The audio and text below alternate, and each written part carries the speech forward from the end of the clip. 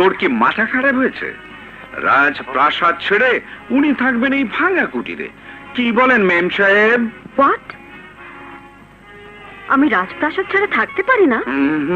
বেশ, আমি এক পাও নড়ছি না। দেখি কতদিন আপনারা আমাকে অতিথি করে রাখতে পারেন। বেশ তো, থাকুন না। যতদিন আমাদের ভাগ্যে থাকে ততদিন। কি বলিস? ও আপামনি, you are so good. And you are very very sweet. Thank you. আপামনি, যাবে না? হ্যাঁ রমান ভাই, হ্যাঁ, ড্রাইভারকে রেডি হতে বলো। ঠিক আছে। পাপি, তুমিও রেডি হয়ে নাও। তুমিও আমাদের সাথে সোনাপুর যাচ্ছ। সত্যি? কি মজা! Oh my sweet আপামনি। কিন্তু ভাইয়া কি রাজি হবে? কেন রাজি হবেন না? তোমার কাছে এতক্ষণ যা শুনলাম তাতেই বোঝা যায় তোমার ভাইয়ার মতো মানুষ লাকে একটাও মেলে না। উচ্চ শিক্ষিত, MA পাস, মানুষের সেবায় সাধ্যমতো নিজেকে নিয়োজিত রেখেছেন। তার মতো জ্ঞানীগুণী লোক শহরে গেলে দেশ ও দশের আরো বেশি উপকার হবে। ঠিক আছে, ভাইয়াকে আমি বলবো। পপি, হ্যাঁ ভাইয়া, তাছাড়া ভেবে দেখো, শহরে গিয়ে তুমি চাকরি করলে আমার লেখাপড়া কত সুবিধা হবে। কিন্তু পপি, গরিব দুঃখী মানুষের সেবা করার যে দায়িত্ব আমি নিয়েছি তার। গরিব মানুষ কি শুধু গ্রামেই আছে? পপি তুই। পপি ঠিকই বলেছে। না, বলেনি। বলেছে। আপনি আপনার ক্ষমতাকে, আপনার সৃজনশীলতাকে এক ক্ষুদ্র গণ্ডির ভিতরে আবদ্ধ করে রেখেছেন।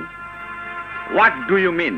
আপনি শহরে গেলে এই দেশ, এই সমাজ আপনার দ্বারা আরো অনেক বেশি উপকৃত হবে। না, এই গ্রামের সাথে সম্পর্ক ছিন্ন করে কিছুতেই আমি শহরে যাব না, যেতে পারি না।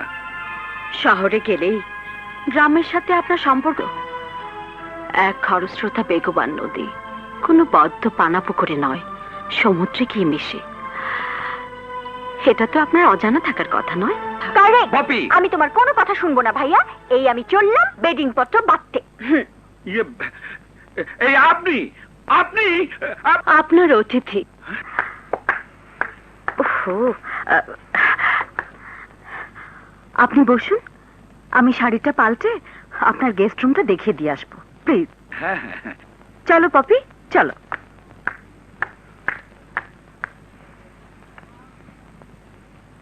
লা লা লা।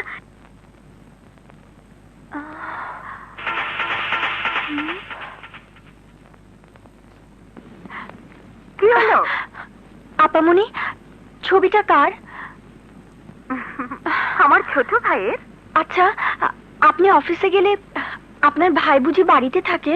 বাড়িতে থাকবে না তো যাবে কোথায়? কেন, লেখাপড়া করে না?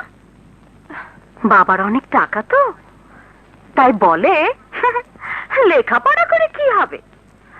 বুঝলে পপি, ওকে নিয়ে হয়েছে আমার যত জ্বালা।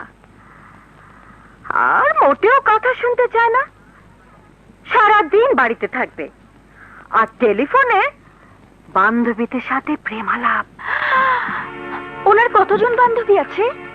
একদিন টেলিফোন গাইড খুঁজে মোটামুটি ডজন তিনেক মেয়ে টেলিফোন নাম্বার দেখেছি। কিছু মনে করবেন না, আমি কোন ঘরে থাকবো? কেন, শাকিলের পাশের ঘরে? আমি এখানে থাকবো না, আমি ভাইয়ার সাথেই থাকবো। কেন? বলছিলাম কি, তোমার কিছু বলার থাকলে আজকে নয়, কাল সকালে শুনবো। আজ তুমি এই বাড়িতেই থাকবে। তুমি বসো, আমি কাপড়টা বদলে আসি।